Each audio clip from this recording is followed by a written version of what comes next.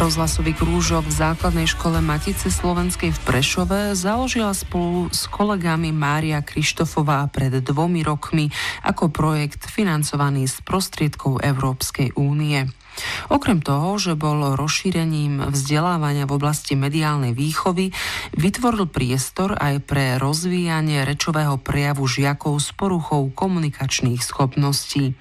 Práve tejto skupine zdravotne znevýhodnených žiakov sa odborní pracovníci venujú na predmete individuálna logopedická intervencia.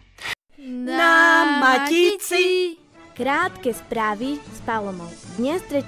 februára 2016 sa koná exkurzia žiakov základnej školy Matice Slovenskej v Prešove. Žiaci navštívia priestory univerzitného rozhlasového štúdia a zapoja sa do výučby.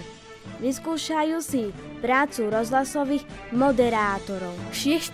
februára je Medzinárodným dňom bez mobilného telefónu. Žiaci základnej školy Matice Slovenskej v Prešove preto vyzývajú svojich rodičov, aby sa počas toho dňa s nimi rozprávali doma a nie cez telefón.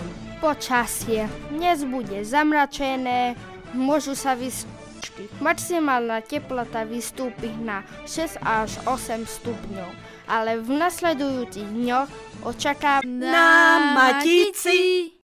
Rozprávam sa so žiakmi základnej školy Matice Slovenskej v Prešove, kde rovnako na trinskej podobe funguje aj rozhlasový krúžok na škole. Ja som Lili z 8A. Tu sa tam deti od 5. až po 9. ročník, tí takí najlepší. Členmi rozhlasového krúžku v základnej škole sú aj žiaci, ktorí mali tú úlohu trošičku sťaženú, pretože majú istú rečovú chybu, s ktorou sa musí predstav sa nám. Martin stal skočtal a rýchlo som trošičku viac sústrediť ako tvoji spolužiaci, ale naozaj vôbec nepočuť, že by si